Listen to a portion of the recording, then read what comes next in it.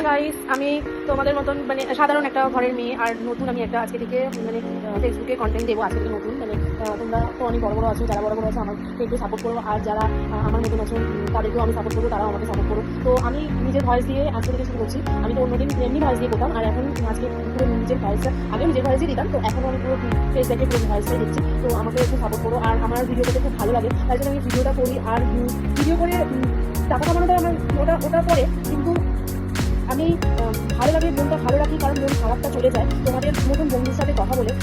যারা আমার পাশে থাকো, আমাকে একটা দুটো তিনটে পাঁচটাও পর্যন্ত লাইক দিয়ে যারা আমার পাশে থাকো তাদেরকে আমার খুব পছন্দ।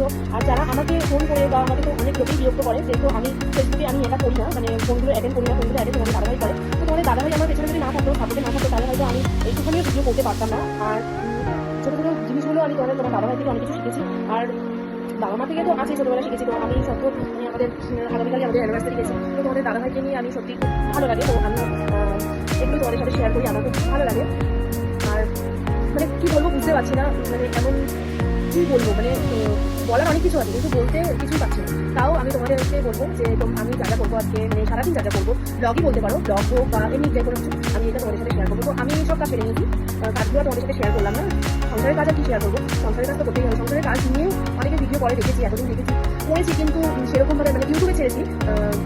তো কিছু সাপোর্টার করেছে, কিছু এখনো করে হয়ে ওঠেনি। তো আমি ফেসবুকেও আমি কিছু সাপোর্ট পেয়েছি, তো আমি ফেসবুকে ছাড়ছি। তো তোমরা দেখো, তোমরা লাইক শেয়ার করো, কমেন্ট করো, আর অবশ্যই আমাকে সাপোর্ট করো। আর তোমরা পাশে না থাকলে হয়তো আমি আগাতে পারবো না। তো আর যারা আমাকে ফোন করে ডিস্টার্ব করো, প্লিজ করো না, ফোন করো না, কারণ এমন এমন জিনিস তোমরা বলো, সেই জিনিসগুলো হয়তো আমার ভালো লাগে না, কিন্তু এরকম জিনিস কিন্তু তোমাদের ঘরের লোকদের সাথেও হচ্ছে বা হয়ে আছে, সেটা হয়তো তোমরা জানো না। কিন্তু তোমরা একটা অপরের বউকে যদি এরকম বাজে ধরনের কথাবার্তা বলো, স্বাভাবিক তার হাজবেন্ডের এটা রাগ হওয়া উচিত। তো তোমাদের দাদাভাই যখন শোনে, তোমাদের দাদাভাই তো ফোনটা অ্যারেঞ্জ করে, আমি ফোনটা ফেসবুকটা চালাই, ফেসবুকের অ্যাকাউন্টটা আমার, কিন্তু তোমাদের দাদাভাইয়ের কাছেই থাকে বেশিরভাগ ফোনটা আমার।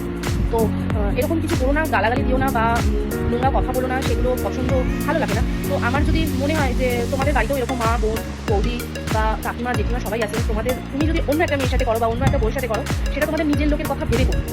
মানছি সব মেয়েরা নিজেদের বউ হয় না, কিন্তু তাও তো নিজেদের বোন, মা, কাকিমা, জেঠিমা এদের কথা ভেবে একটুখানি আমাকে এরকম নোংরা কিছু বলো না, যাতে তোমাদেরই খারাপ হয়।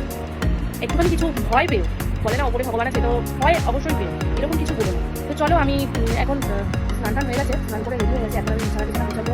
তো আজকে সকালে তোমাদের দাদাভাই তো সকালে অফিস যায়, তো সকালে অফিসে আসে 11টার সময়। তো বললো যে আজকে টিফিনটা খাবে না, তো টিফিনটা আমি আজকে করবো না, কারণ আজকে আমি এক জায়গায় বেরোবো, তো আমি একাই যাবো, দরকার আছে। তো এই জন্য আমি তাড়াতাড়ি সমস্ত কাজ কর্ম করে স্নান টান করে নিচ্ছি। বিছানাটা গুছিয়ে নিয়ে নিজে কিছু খাবো, তাহলে কষ্ট মতো বেরিয়ে যাবে। তোমাদের দাদাভাই আসতে পারে আজকে, মনে হয় দাদাভাই একটু তাড়াতাড়ি আসবে। তো চল, আমি একটু টিভি দেখছিলাম, টিভি দেখতে দেখতে কাজ করছিলাম। মানে আমি তো একটু কার্টুন দেখতে ভালোবাসি, তো আমি কার্টুনটাই দেখি, তো কার্টুনই চলছে, তো আমি কার্টুনটাই চালাবো।